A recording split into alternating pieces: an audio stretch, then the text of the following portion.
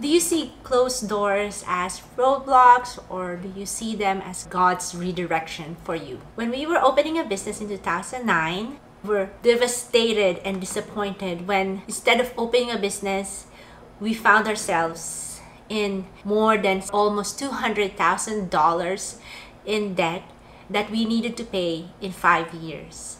Hi, I'm Melon, and I'm thankful for you today because I'm blessed to have you join me in my journey to $1 million revenue. Today, I want to share with you our story of how we wanted to start a business here in Dubai in 2009 and the biggest struggle we faced when we were opening this business. So in 2009, we wanted to open a restaurant business, and we did all the business planning, we booked the space, and whoever we shared our business plans, they were very positive and they said that the idea was really good. Some even invested with us and wanted to take part in the business. We were so positive that we borrowed money from the bank. We had a business partner who heard also about the business proposal that we were planning to open. It was a restaurant and decided it was a home furnishing / accessory store. We even went to the Philippines and attended trade fairs to source out suppliers and to get partners who we can communicate with while we import those stuff from the Philippines. So the business partner, she used to be my landlady. She has her own business here in Dubai. She and her husband, they work in prestigious companies in Dubai and they have been here for quite some time. So I trusted them. I thought that they could be trusted. And so she said, I will also invest 250,000 dirhams in your business venture and let's be partners. She was also an accountant and I thought she's going to be a great addition to the business. She'll help us with the financial planning and financial decisions. Everything looked great. We were very hopeful. So she said, while we're waiting for the handover of the retail space that we rented out, she said, like, why don't you give me the money and then we'll release it once we get the handover so we can start fitting out the space. We gave her the money. She gave us post-dated checks as an assurance. And then after a couple of months, I had some family problems. I needed to pull out some money. And then I tried calling her and her phone was unreachable. I went to their house and they're not there. Where is she? And then I called her company because I know where they worked. And they said she has gone AWOL. So she's gone on leave without notice. And I did not know what to do. And I was so devastated. I was disappointed. And I was angry, anxious, embarrassed, all at the same time. It was a nightmare. I was living a nightmare. I could not sleep. I could not eat. But now when I look back at that thing that happened to us in 2009, I see the profound truth that when God shuts the door, He has something better for us. I have my Christian planner and I wrote down the constant reminders for me that God's plans will prevail and it's always good. When we had that door shut, I went through depression, and you know what sustained me? I kept a Bible in my car. Every morning, my mind was flying everywhere, reading God's word every morning. Did not remove the problem, but it gave me peace. Reading God's word gave me peace. One of my favorite verses in the Bible is Jeremiah 29:11. For I know the plans I have for you, declares the Lord. Plans to prosper you and not to harm you. Plans to give you hope and a future. And relying on God's promises for me kept me going. God used our passion for photography and video. He gave us clients every weekend. It was like a divine intervention for us because, for example, the check for the rental payment for our home, we needed this amount. And then we will get a booking that is exactly that amount.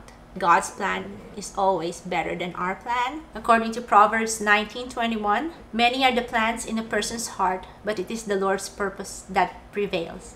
And that's very comforting because sometimes our plans can lead to overconfidence, can lead to pride, can lead to our self-destruction. And knowing God's plan is way better than yours, it's really comforting. We know that it is always for the good. Another favorite verse of mine is Proverbs chapter 3, verses 5 to 6 is, trust in the Lord with all your heart and lean not on your own understanding. In all your ways, submit to Him, and He will make your paths straight. That experience made us trust in the Lord more and depend on Him more. And this verse is actually very fitting in this sun-scorched Dubai is the Lord will guide you always. He will satisfy your needs in a sun-scorched land, and He will strengthen your frame.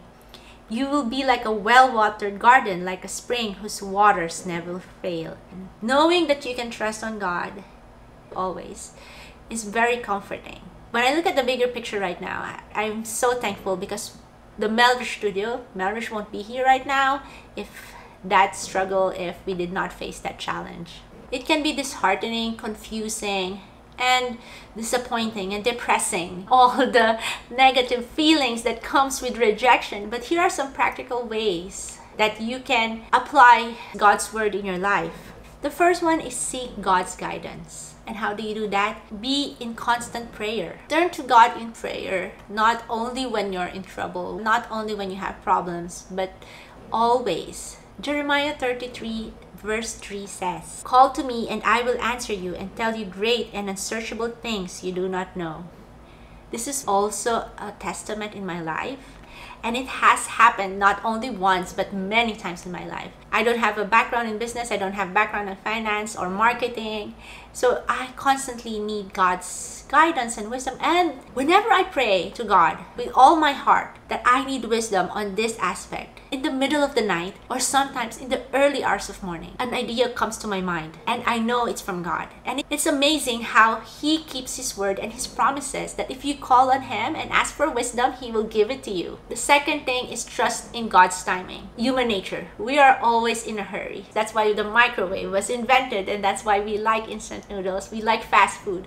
Because sometimes when we want to ask for something, we expect the prayer to be answered instantly, or we want to see a sign and we want to see a sign immediately. But God is not like a vending machine that you put in a coin and then the answer comes out. Sometimes it's clearly yes and sometimes it's clearly no, but sometimes it is wait. The waiting time for us to pay the loan. We waited for 5 years.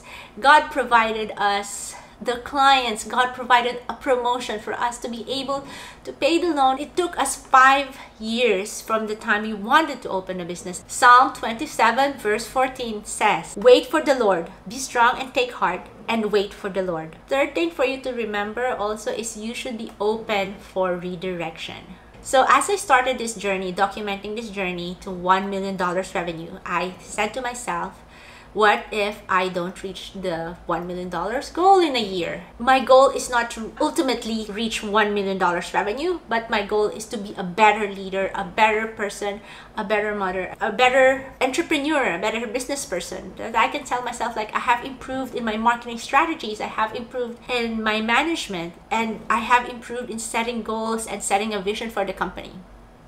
And I also want to glorify God in this journey. I don't want to say that if I reach this goal, it's all by myself. And I'm sure that if I reach this goal, it's not because of my efforts, it's not because of my wisdom, but because how great our God is, because He has sustained me without God's guidance, without God's strength.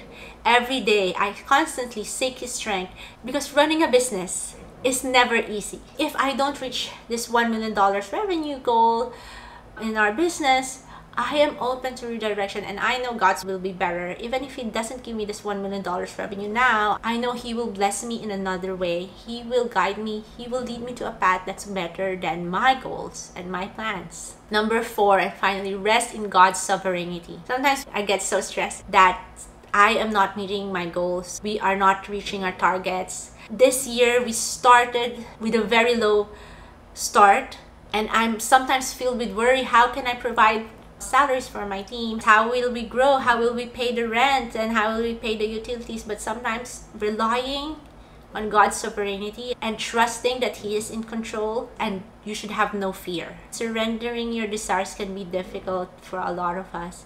But when you surrender your plans, when you surrender the desires of your heart to Him, you will feel peace and you will feel comfort that He is in charge of your life, and His plans, which are all better, are great. So now when I look back, God closed the door, but He opened a bigger door for us. It doesn't mean that a bigger door that we get more money or we have a bigger business, but a bigger door that helped us rely on Him more, helped us trust in Him more. So when God closes a door, when He doesn't give you that business that you're trying to start, when you don't get that promotion, when you don't get that job, or when you're in university, when you don't pass that course that you want, or you don't get into that university that you want. That doesn't mean that you're a failure, doesn't mean that it's a roadblock or it's a punishment. Whenever we face a problem, whenever we face a struggle, if He was able to pull us through